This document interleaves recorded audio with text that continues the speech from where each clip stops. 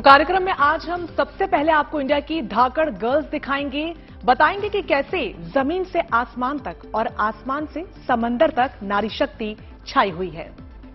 नारी शक्ति की धाक से जुड़ी ये तस्वीरें फिलहाल आपके सामने हैं। एक तरफ एयरफोर्स में तैनात पिता पुत्री की आसमान में गजब की जुगलबंदी नजर आई, तो वहीं आपको बता दें कि पिता पुत्री ने एक साथ एयरफोर्स का विमान उड़ाया है। अब हवाई जुगलबंदी के चर्चे हर तरफ हो रहे हैं। बात होगी नौसेना के अग्निवीरों की भी। दरअसल नौसेना ने अग्निवीरों की भर्ती के लिए महिलाओं को आरक्षण देने का ऐलान कर दिया है। साथ ही बात होगी आगर मालवा की उन बेटियों की भी जो आत्मरक्षा के गुर सिखा रही हैं।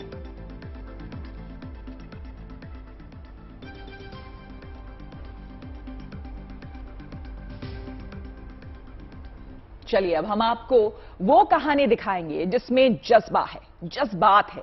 एक पिता का सपना और उस सपने को साकार करने वाली बेटी है, जिसने अपने पिता के साथ मिलकर एयरफोर्स के विमान में उड़ान भर आसमान को नाप दिया। जी हाँ, ये कहानी है दरअसल एयर कॉमोडोर संजय शर्मा, उनकी बेटी अनन्या शर्मा की। दोनों ने भारतीय वायुसेना की हॉक 132 एयरक्राफ्ट को उड़ाकर इतिहास रच दिया। आप भी देखिए पिता पुत्री की आसमान में ये अनूठी जुगलबंदी।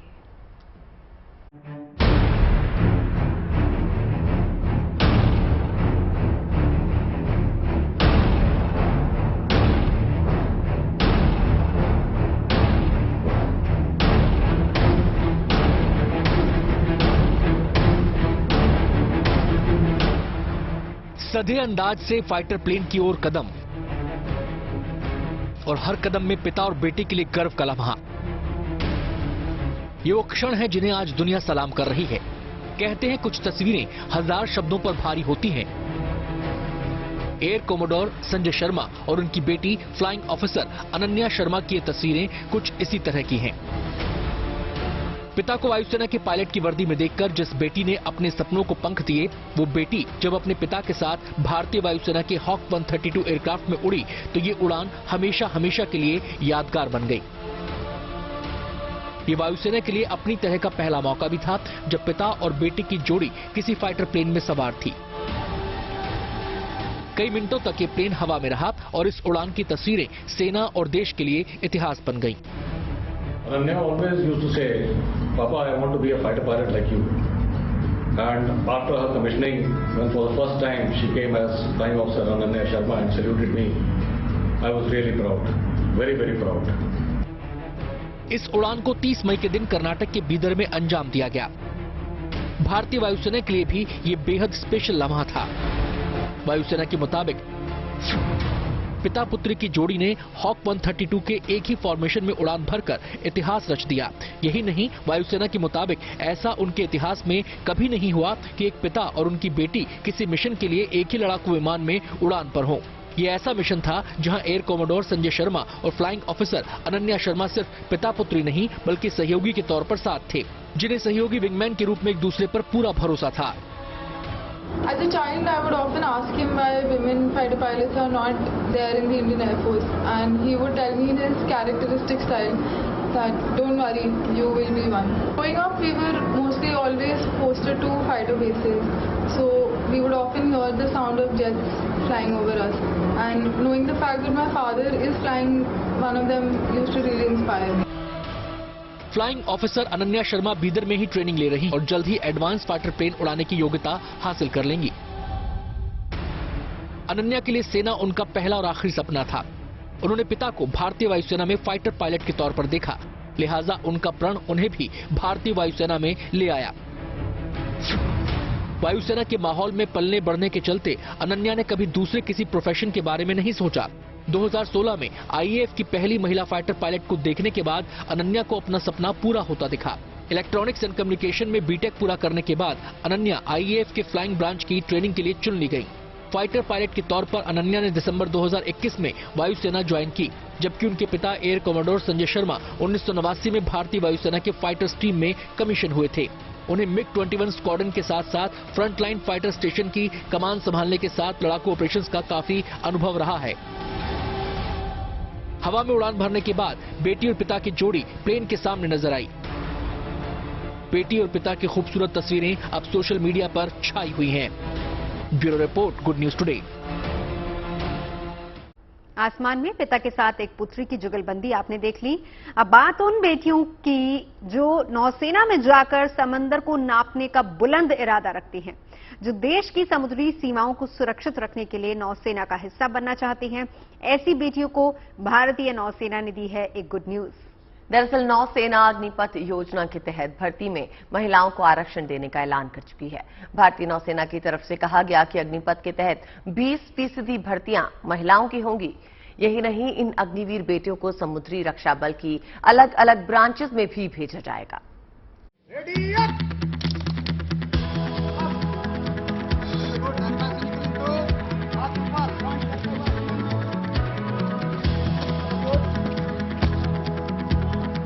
देश की बेटियों का हौसला बढ़ाने वाली खबर। अग्निवीर बनने वाली बेटियों के हौसले को नया पंख। जिसका इंतजार सालों से था, वो पल बस आने ही वाला है। कामयाबी देश की बेटियों की कदम चूमने के लिए तैयार है। Most of you are aware the Navy has दरअसल भारतीय नौसेना ने महिलाओं की भागीदारी बढ़ाने के मकसद से एक अहम घोषणा की है। अब अग्निपथ योजना के तहत नौसेना में भर्ती होने वाले अग्निवीरों में 20% महिला कैडेट्स की भर्ती की जाएगी। नौसेना में भर्ती के लिए चयनित महिला कैंडिडेट्स अग्निवीर के पहले बैच में शामिल होंगी। बाद में इन महिलाओं को नौसेना के अलग अलग विभागों में तैनात किया जाएगा।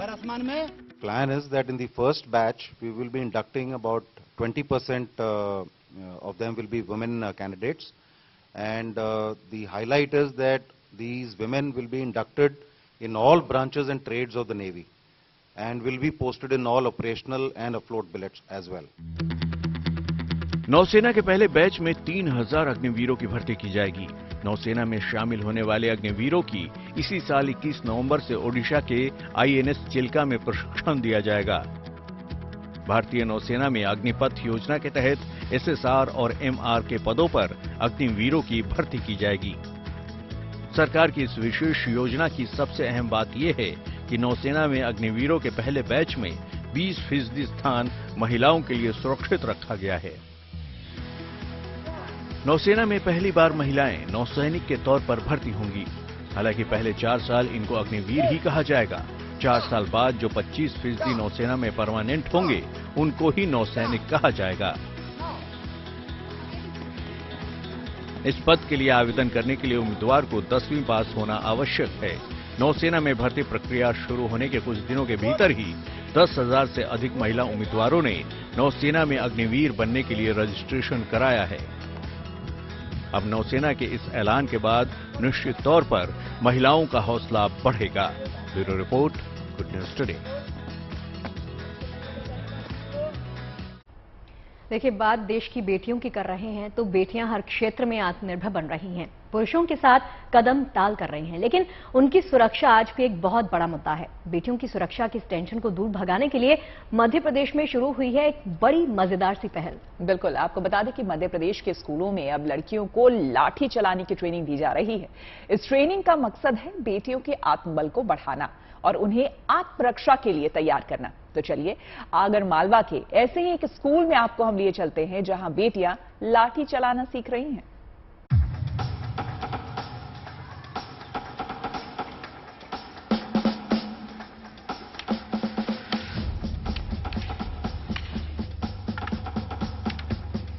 कभी एक हाथ से लठ घुमाना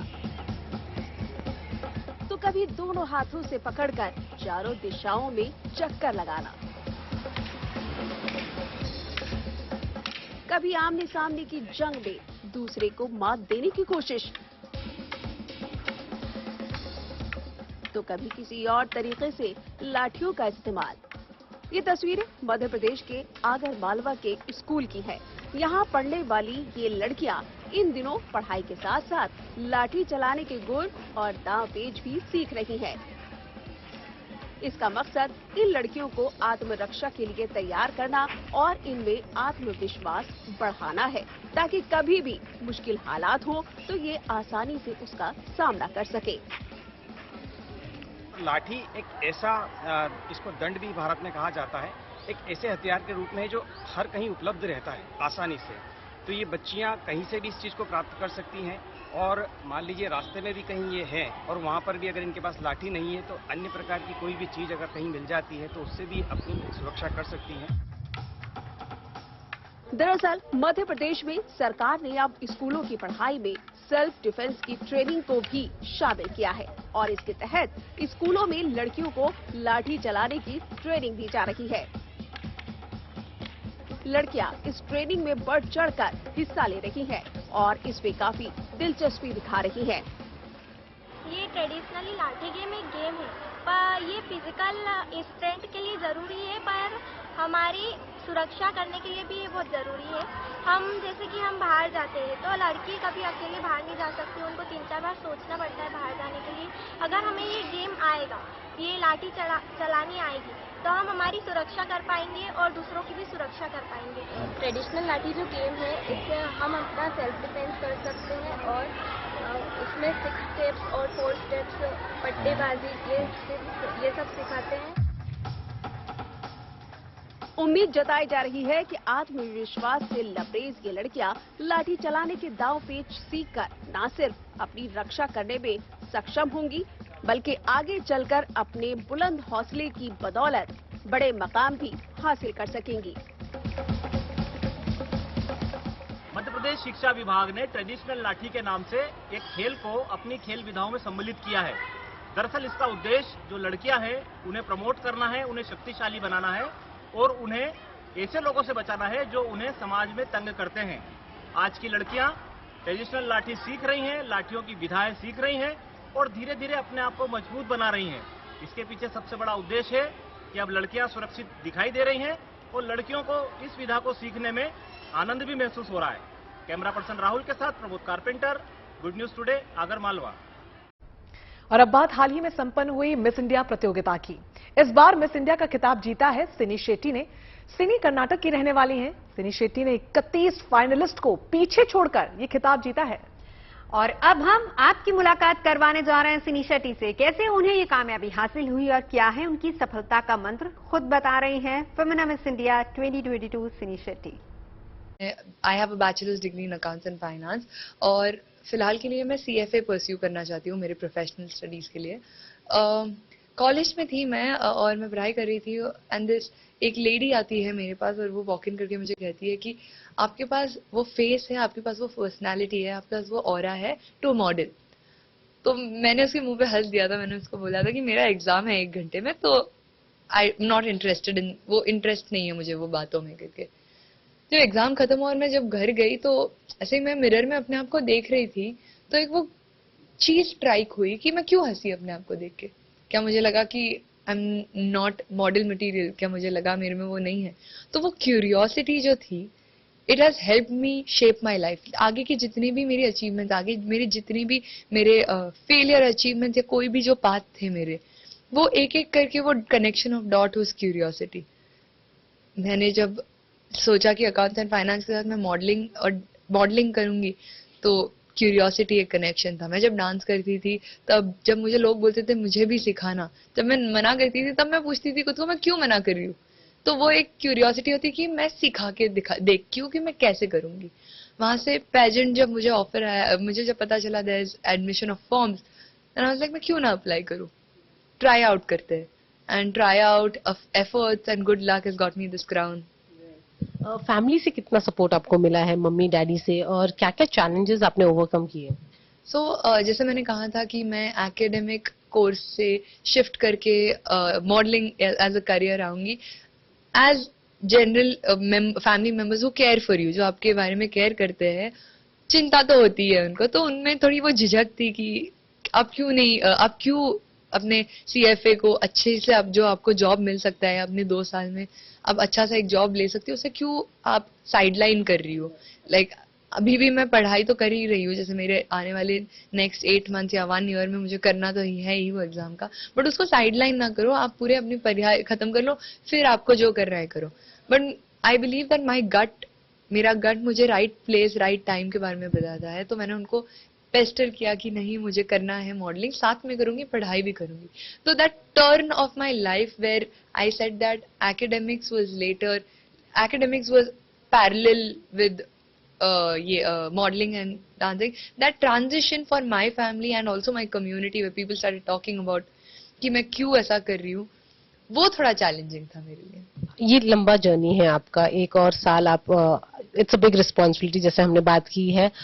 ऐसा क्या है अब आपके फ्यूचर में, आपका क्या प्लान्स है, आप कुछ सोचा है आपने अभी तक? फिलहाल के लिए मेरा फुल कंसंट्रेशन है मिस वर्ल्ड। इंडिया को रिप्रेजेंट करना चाहती हूँ, उसकी ऑथेंटिसिटी को बाहर लेके आना चाहती हूँ by being true to myself. मैं अपने आप की ऑथेंटिसिटी और इंडिया की ऑथेंटिसिटी को इन्फ्यूज करके I want to make India proud. मुझे वो क्राउन इंडिया वापस लेके आना है। Are you feeling that pressure right now? There's no pressure. I know that there's hard work. There's no pressure. I know that being true to when you say when you're true to yourself while living the life to the fullest, वो पता है कि उसमें pressure नहीं होगा, उसमें hard work होगा, effort होगा जो मैं जी जान लगा के करूंगी। कोई प्लान है बॉलीवुड में एंट्री करने का? आई हैव ऑलवेज बिलीव कि मुझे मेरा ब्रांड वैल्यू बढ़ाना है, मुझे मेरा ब्रांड नेम बढ़ाना है।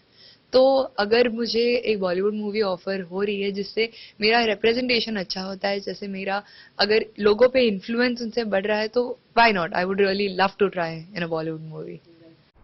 सिन्नी की सफलता का राज खुद आपने उनकी जुबानी सुना, लेकिन मिस इंडिया प्रतियोगिता में 2 और प्रतियोगियों ने सबका ध्यान अपनी तरफ खींचा था, और वो प्रतियोगी थी राजस्थान की रूबल शेखावत और उत्तर प्रदेश की शिनाता चौहान।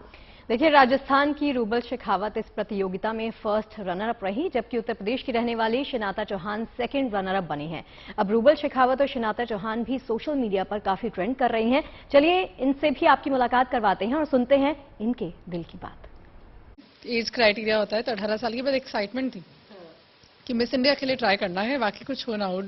बहुत सी एक्साइटमेंट होती है जब 18 साल की हो जाते हैं। तो फिर उसके बाद ट्राई करा, उत्तर प्रदेश का टाइटल जीता, पर राष्ट्रीय स्तर पे सिर्फ टॉप 5 में रह गए, मेन क्राउन नहीं मिला।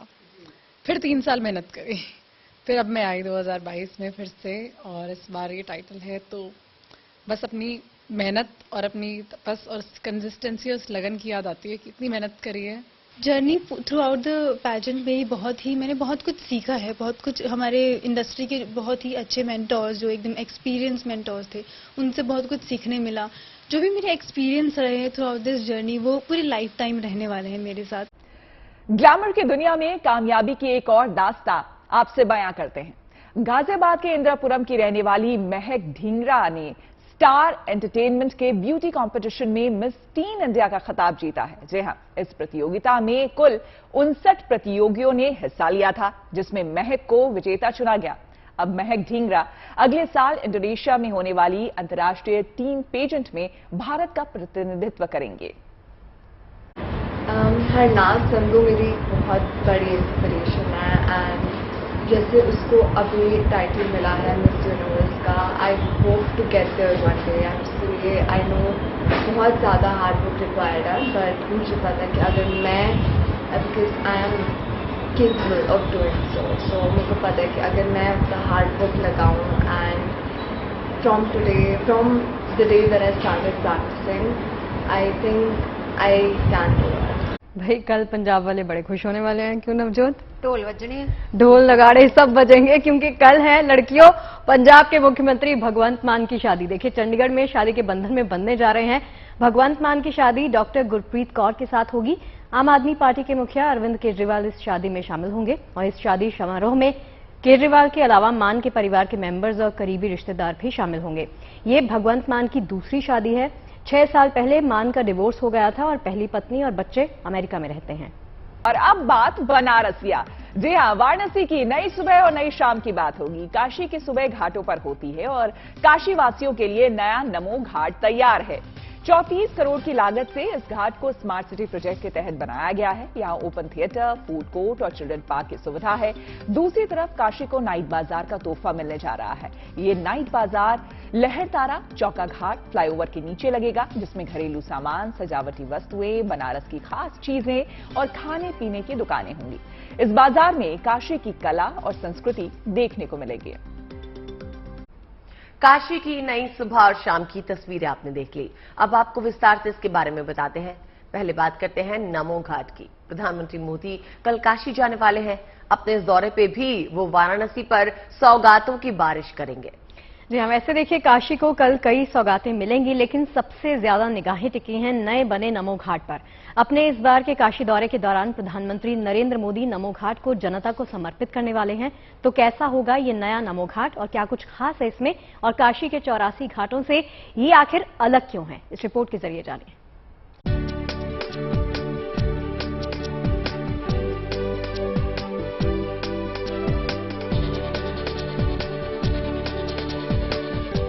खूबसूरत सजावट और भव्य निर्माण से चमक रही है काशी, दमक रही है काशी। ये काशी का नया नमो घाट है। ये नया नमो घाट देश और दुनिया से काशी दर्शन को आने वाले पर्यटकों का नया ठिकाना बनने वाला है। प्रधानमंत्री नरेंद्र मोदी की सौगातों से बढ़ेगी काशी की शान। सूर्य नमस्कार को समर्पित ये नमो घाट न केवल पर्यटकों का मन लुभाएगी, बल्कि ये दिव्यांगों और बुजुर्गों के लिए पहली घाट होगी जहां वो रैंप के जरिए स्नान करने जा पाएंगे। प्रधानमंत्री मोदी की पौराणिक और आधुनिकता की सोच और स्मार्ट सिटी परियोजना के तहत खिड़किया घाट का कायाकल्प कैसा हुआ है, आप इन तस्वीरों के जरिए देख सकते हैं। काशी में पायलट प्रोजेक्ट के तौर पर नमो घाट पर फ्लोटिंग बाथ जेटी यानी स्नान कुंड बनाया गया है। यहां अगर किसी को तैरना नहीं आता तब भी वो गंगा की अविरल धारा में निश्चिंत होकर डुबकी लगा सकता है। यहां बच्चे, बड़े, बुजुर्ग और दिव्यांग सभी आस्था की डुबकी के साथ सुरक्षा का एहसास करेंगे। इस घाट में आधुनिक चीजें भी होंगी, जैसे कि open air theatre, food court, इस तरह की सारी व्यवस्थाएं यहां पर करी गई। और ये पहला घाट होगा जहां एयर, वाटर और लैंड तीनों की कनेक्टिविटी होगी। और ये पहला घाट है जिस घाट पर 4 व्हीलर भी आ पाएगा और क्रूज और नाव के जरिए कहीं ना कहीं वाटर और एयर कनेक्टिविटी भी दिख पाएगी। राजघाट से सटे नमो घाट का पर्यटकों की सुविधाओं का ख्याल रखकर निर्माण कराया गया है। बेदिंग जेटी पर 7 चेंजिंग रूम बनाए गए हैं। इसके अलावा नमो घाट में ओपन थिएटर, पर्यटन सुविधा केंद्र, कैफेटेरिया, वाहन पार्किंग स्टैंड, योग और ध्यान केंद्र भी बना है। इसके अलावा नमस्ते की मुद्रा में बने 3 स्टैच्यू सबसे पसंदीदा सेल्फी पॉइंट बना हुआ है। यह पहला घाट होगा जहां सड़क, हवा और पानी तीनों की कनेक्टिविटी होगी। यहां फ्लोटिंग सीएनजी पंप भी बनाया गया है, जहां से सीएनजी के जरिए चलने वाली बोट और क्रूज को ईंधन की सप्लाई हो सकेगी। नमो घाट पर एक मल्टीपर्पज प्लेटफॉर्म भी है, जहां 1 से ज्यादा हेलीकॉप्टर सीधा लैंड कर सकते हैं। करीब 21,000 वर्ग मीटर में बने इस घाट की लागत 34 करोड़ है, जो लगभग आधा किलोमीटर लंबा है। प्रधानमंत्री नरेंद्र मोदी ने 2019 में 2 बड़े प्रोजेक्ट वाराणसी में शुरू किए थे। पहली योजना थी काशी विश्वनाथ धाम के पुनर्निर्माण की। साथ ही एक ऐसे घाट के निर्माण की नींव रखी गई जो देश विदेश से पर्यटकों को शहर के जाम में फंसने से बचा सके। नमो घाट के रूप में इसी सोच और सपने को सच कर दिखाया गया है। अब बस इंतजार है प्रधानमंत्री मोदी के हाथ लोकार्पित होने का। रोशन जायसवाल के साथ Samarth Srivastava, Varanasi, good news today. चूंकि काशी की बात हो रही है तो अगली खबर भी काशी से ही जुड़ी आपको बताते हैं। देखिए, काशी के घाटों के अलावा काशी की गलियां भी खूब लुभाती हैं। काशी के बाजार भी आकर्षण का केंद्र रहते हैं और काशी हमेशा से ही अपनी परंपरा और आधुनिकता को साथ में लेकर चली आ रही है। लिहाजा यही कई बदलाव यहां पर देखने को मिल रहे हैं और ऐसा ही एक बड़ा बदलाव है नाइट बाजार का। नवजोत बताइए क्या कुछ खास बना है? करवा रहे हैं आप, है ना? तो देखिए, प्रधानमंत्री नरेंद्र मोदी इस बार के दौरे में एक और नई सौगात वाराणसी वासियों को देने वाले हैं और वो होगी नाइट बाजार की। यानी सुबह बनारस के साथ साथ शाम में बनारस का मजा भी इस बार आप ले सकेंगे।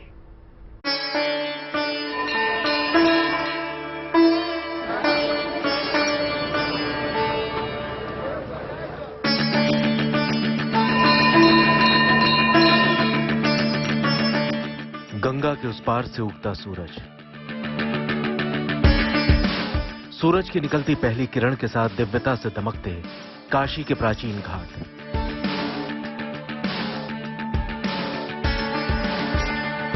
कल कल बहती मां गंगा और घंटे और शंख की आवाज। ऐसी होती है बनारस की सुबह। देश ही नहीं दुनिया में काशी की सुबह की खूबसूरती का जिक्र होता रहा है, लेकिन सुबह बनारस के लिए मशहूर काशी में रात अब और भी रोशन होगी। महादेव की नगरी काशी की रौनक और बढ़ने वाली है। अब काशी में नए प्रयोग के तहत फ्लाईओवर के नीचे की जमीन पर नाइट बाजार लगेगा।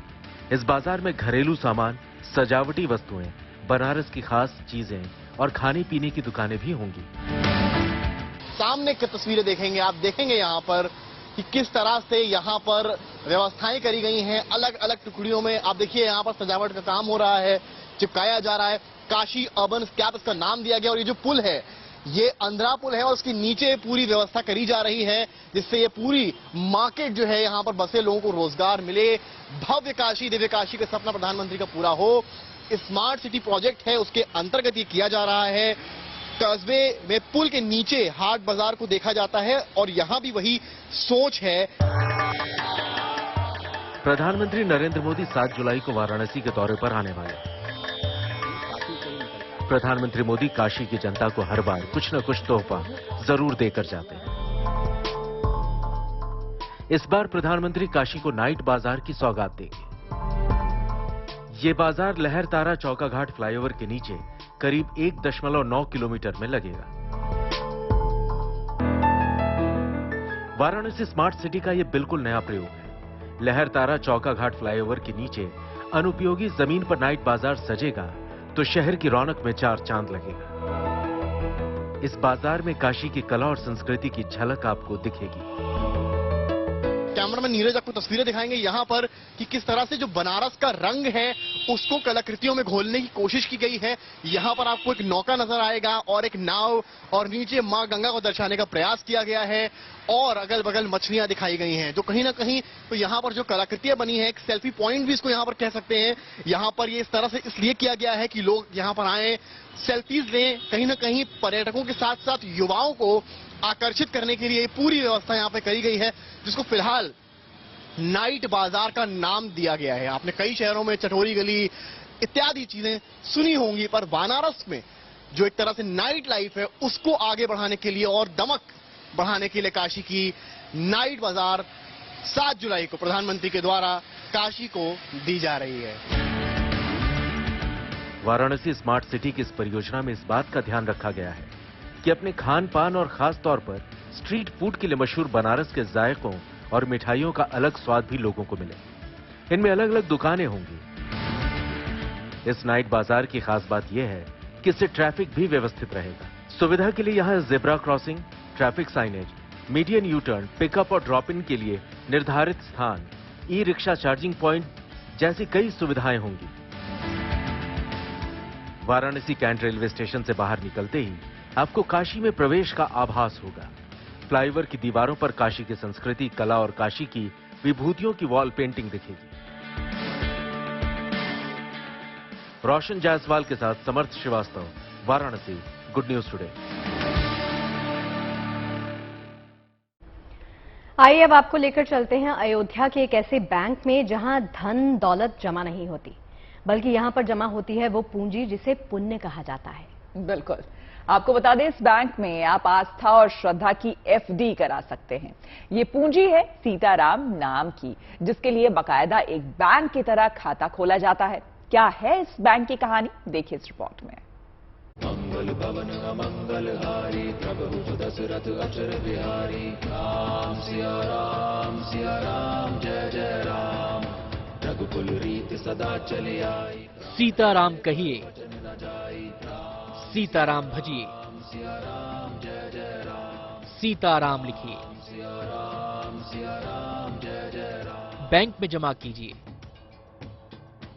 चौंकिए नहीं, ये सच है अयोध्या में खुले इस बैंक का, जहां खुलता है राम भक्तों का वो खाता जिसमें वो अपनी आस्था और श्रद्धा की पूंजी कुछ इस तरह प्रभु के चरणों में चढ़ाते हैं। अयोध्या के इस इंटरनेशनल बैंक में दौलत जमा नहीं होती, बल्कि जमा होते हैं साधना के वो दस्तावेज जिसे साधक खुद लिखता है। रघुकुल रीत सदा चले आई। इस अनूठे बैंक में भी दूसरे बैंक की तरह खाता खोलने के नियम बड़े साफ हैं। खाता खुलवाने के लिए राम भक्तों को सीताराम लिखने के लिए जरूरी चीजें पहले ही मिल जाती हैं, जिसके बाद शुरू होती है खाता खोलने की कवायद। ये अंतर्राष्ट्रीय श्री सीताराम बैंक है। यहाँ लोग आपने सीताराम सीताराम लिख करके जमा करते हैं। जो व्यक्ति लिखना चाहते हैं कापी कलम फ्री मिलती है। एक आई भर जाए तो बाजार की घर की कोई भी कापी में लिख सकते हैं। जैसे इनका 2.5 लाख सीताराम नाम लिख लाएंगे और आगे लिखते रहेंगे तो आप लोग नाम से खाता खुलेगा, पास मिलेगा, प्राण पे लेगा। विशेषकर आत्म कल्याण के लिए लिखा जाता है। सभी जपम श्रेष्ठ सरल अधिक सीताराम नाम लिखने में है। यही वो आस्था और श्रद्धा की पूंजी है जो प्रभु के चरणों में चढ़ाते हैं राम भक्त, और खुलता है एक ऐसा खाता जहां दौलत जमा नहीं होती। बस आपको राम नाम लिखना है और बैंक में श्रद्धा की इस पोथी को जमा करना है। सारा बैंक का ही रूल है। फर्क इतना है कि यहाँ भगवान नाम जमा होता है, अब पैसा वाला बैंक में पैसा जमा होता है, इतना ही अंतर है। बैंक में जितना रूल है उतना रूल यहाँ भी है। फर्क केवल यहाँ नाम जमा होता है और वहाँ पैसा जमा होता है, इतना ही अंतर है। अयोध्या में सीताराम नाम के इस इंटरनेशनल बैंक में आप सीधे आकर भी अपनी कॉपी जमा कर सकते हैं या फिर पोस्ट के माध्यम से भी। बस भाव राम लखन सीता बसिया वाला होना चाहिए। Bureau report, good news today. बात अब कंप्यूटर के लिटिल मास्टर की कर लेते हैं, जो रहता है यूपी के मेरठ में और उसका नाम है देवांश। उम्र केवल 11 साल की, लेकिन अब तक 10 से ज्यादा ऐप्स बना चुका है। ये बच्चा कोडिंग का उस्ताद है। जब कोडिंग करने बैठता है तो दिमाग कंप्यूटर से भी तेज चलता है। देवांश अपने नाम कई पुरस्कार कर चुका है। देवांश 500 से ज्यादा बच्चों को कोडिंग भी सिखा चुका है।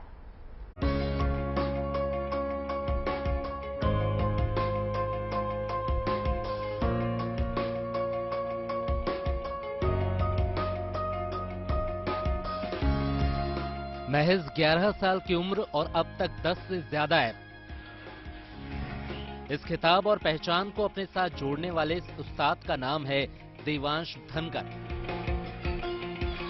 जिन्होंने अपनी लगन और हुनर की बदौलत एक ऐसा मुकाम बना लिया जहां अगला बच्चा कौन पहुंचेगा कह पाना मुश्किल। और इसकी गवाही देती हैं दीवारों पर टंगी सम्मान की ये तस्वीरें। एक एक पुरस्कार और सम्मान में देवांश की काबिलियत दर्ज है, जो न केवल हैरान करने वाली है बल्कि बच्चों को प्रेरित करने वाली भी है। आगरा से 15 किलोमीटर दूर बराड़ा गांव में रहने वाले देवांश कंप्यूटर में कोडिंग का चैंपियन है। अपने इसी फन से देवांश ने कई ऐप बना लिए हैं, जिनमें से कुछ गूगल के प्ले स्टोर पर भी मौजूद हैं। बेहद कम उम्र से ही देवांश ने कंप्यूटर से रिश्ता जोड़ लिया था। दूसरे कोडिंग के फील्ड में काफ़ी उनके मास्टरी है। काफ़ी मतलब उन्होंने ऐप भी बनाए हुए हैं, वेबसाइट डेवलप की हुई है और इंडिया में करीब करीब 500 बच्चों को फ्री में ये कोडिंग सिखा चुके हैं और आसपास के बच्चों को कोडिंग सिखा चुके हैं। और इनका जो कोडिंग का इंटरेस्ट पैदा हुआ था जब ये महज होंगे कोडिंग की फील्ड के लिए 5-6 साल के, कोडिंग उन्होंने पकड़ ली थी। खास बात यह है कि देवांश ने 9वीं से पहले स्कूल का मुंह तक नहीं देखा, यानी घर पर ही पढ़ाई करते रहे, लेकिन अब वो बच्चों को भी पढ़ा रहे हैं। अब तक वो 500 बच्चों को कंप्यूटर कोडिंग सिखा चुके हैं। मैं देवांश सर से कोडिंग और अबेकस सीखता हूँ, जिसकी कोई फीस नहीं है। और मेरा कोडिंग में ऐप है फनी जोक्स बाय आदर्श तिवारी के नाम से, और मैं HTML सीख रहा हूँ। कंप्यूटर में कोडिंग के साथ ही देवांश ने दिल्ली से अबेकस का कोर्स किया है। अब वो गणित की समस्याओं को चुटकियों में हल कर देते हैं। मैं देवांश सर से कोडिंग और अबेकस सीखता हूँ। कोडिंग में मेरा एक ऐप बन चुका है और स्टोरी बाई अंश दीक्षित, और अभी अबेकस सिखाते हैं सर हमें, जिसमें अबेकस ओलंपिक जो पेपर होते हैं उनमें पेपर दिया था मैंने। 4 नेशनल ट्रॉफी है मेरे पास और 2 इंटरनेशनल है। और सर अभी HTML सिखा रहे हैं, जिसमें आधी वेबसाइट मेरी बन चुकी है। बहरहाल देवांश MIT से पढ़ाई करना चाहते हैं ताकि वो एक ऐसा मुफ्त एजुकेशन ऐप बना सकें जिसका फायदा गरीब बच्चे अपना भविष्य बनाने के लिए उठाएं। जाहिर है देवांश की सोच बड़ी है और अपनी सोच के बूते ही वो आज इस मुकाम पर हैं। आगरा से अरविंद शर्मा के साथ bureau report, good news today. चलिए, मेरठ के कंप्यूटर मास्टर से तो आप मिल चुके, लेकिन इंडिया में तो टैलेंट भरा हुआ है, भरमार है, उसकी कोई कमी ही नहीं है। तो चलिए अब रुक करते हैं बिहार का।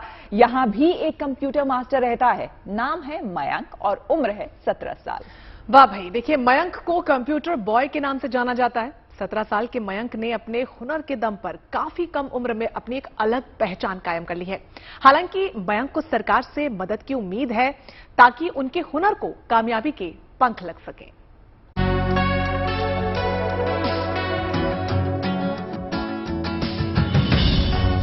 बेहद साधारण पहनावा, बेहद साधारण बोलचाल, लेकिन दिमाग किसी कंप्यूटर से कम नहीं। ये बिहार के सॉफ्टवेयर बॉय मयंक है। मयंक ने अपने हुनर से न सिर्फ भागलपुर का नाम रोशन किया, बल्कि देश का भी गौरव बढ़ाया है। दरअसल मयंक ने गूगल की तरफ से दिए गए उस टास्क को चुटकियों में पूरा किया है, जिसे दुनिया के तमाम दिग्गजों को पूरा करने में बेहद मुश्किल हुई है। मयंक ने न सिर्फ गूगल के टास्क को पूरा किया, बल्कि उसके वेबसाइट की कोडिंग भी की। मयंक के काम से प्रभावित होकर गूगल के अधिकारियों ने उन्हें पुरस्कृत किया। महज गूगल ही नहीं, मयंक ने कई मल्टीनेशनल कंपनियों की वेबसाइट की भी कोडिंग की है, जिसमें इंफोसिस जैसी बड़ी कंपनियां शामिल हैं। मयंक ने इंफोसिस के लिए कई प्रोग्रामिंग लैंग्वेज के तहत उसके सिक्योरिटी सिस्टम की कोडिंग की। मयंक के हुनर का लोहा मानते हुए इंफोसिस ने उन्हें आर्टिफिशियल इंटेलिजेंस अवार्ड से भी नवाजा। आज मयंक के हुनर का लोहा पूरी दुनिया मान रही है। वेबसाइट बनाने लगा वेबसाइट, फिर गूगल का एक चैलेंज आया तो गूगल के चैलेंज को मैंने कंप्लीट किया। उसके बाद इंफोसिस का भी चैलेंज आया था, उसको भी मैंने कंप्लीट किया। उसके बाद एक कंपनी है सुबेन प्राइवेट सॉफ्टवेयर की है, तो उसमें जो है इंटर्नशिप उसने किया था, तो उसके इंटर्नशिप को भी मैंने क्लियर किया था। मयंक को बचपन से इलेक्ट्रॉनिक उपकरणों को लेकर काफी जिज्ञासा थी। मोबाइल और कई इलेक्ट्रॉनिक उपकरणों को खुद से ही खोलकर ठीक कर लिया करते थे। धीरे धीरे मयंक का यह हुनर निखरता गया। पिता की आर्थिक स्थिति ठीक नहीं होने की वजह से मयंक के पास कंप्यूटर खरीदने के पैसे नहीं थे। चाचा ने मदद की, जिसके बाद मयंक कभी पीछे मुड़कर नहीं देखे। आज बेटे की कामयाबी पर माता पिता बेहद खुश हैं। बचपन से इसका यही आदत ही है, शुरू से। कभी मोबाइल, कभी कंप्यूटर, कभी कुछ हम डांटते भी रहते हैं, लेकिन ये अपना ये जिद जो भी करना है ये अपना करते ही रहता है। मयंक बिहार में ही रहकर अपने राज्य के लिए कुछ करना चाहते हैं। मयंक ने एक सॉफ्टवेयर बनाने का फैसला किया है, जिसके जरिए लोगों को सॉफ्टवेयर की कोडिंग और डेवलप करने के तरीके के बारे में बताना चाहते हैं। उनका मानना है कि इससे आने वाली पीढ़ी डिजिटल संसाधनों को और बेहतर तरीके से समझ पाएगी। Rajiv Siddharth, Bhagalpur, good news today. IPL की तर्ज पर आंध्र प्रदेश के क्रिकेट लीग का आयोजन हो रहा है। आंध्र प्रदेश क्रिकेट लीग को बीसीसीआई की मंजूरी मिल गई है। अब ये मंच युवा खिलाड़ियों को तराशने का अहम जरिया साबित होने वाला है। और देखिए, कुल 6 फ्रेंचाइजीज हैं इस प्रतियोगिता का हिस्सा बनी हैं। 300 खिलाड़ियों का ऑक्शन किया गया था, वो इसका हिस्सा बने थे, जिनमें से फ्रेंचाइजी ने 120 पर दांव लगाया। उम्मीद यही की जा रही है कि इस लीग से भारतीय क्रिकेट को कुछ नए सितारे मिलेंगे और युवा खिलाड़ियों के लिए अहम प्लेटफॉर्म ये साबित होगा।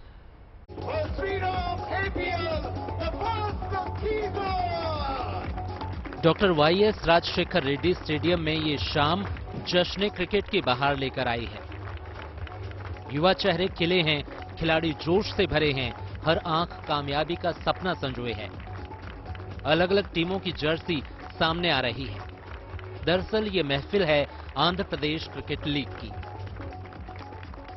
Andhra Pradesh cricket association IPL की तर्ज पर इस प्रतियोगिता का आयोजन कर रही है। क्या खिलाड़ी, क्या स्पॉन्सर, सभी के हौसले इस वक्त आसमान छू रहे हैं। I support to cricket. I am passionate about this cricket. मैं क्रिकेट का समर्थन करता हूं। मैं इस खेल का प्रशंसक हूं। इस खेल को आगे बढ़ते देखना चाहता हूं, इसलिए आंध्र प्रदेश क्रिकेट लीग को सपोर्ट कर रहा हूं। In Andhra Premier League. Play with a passion. Play.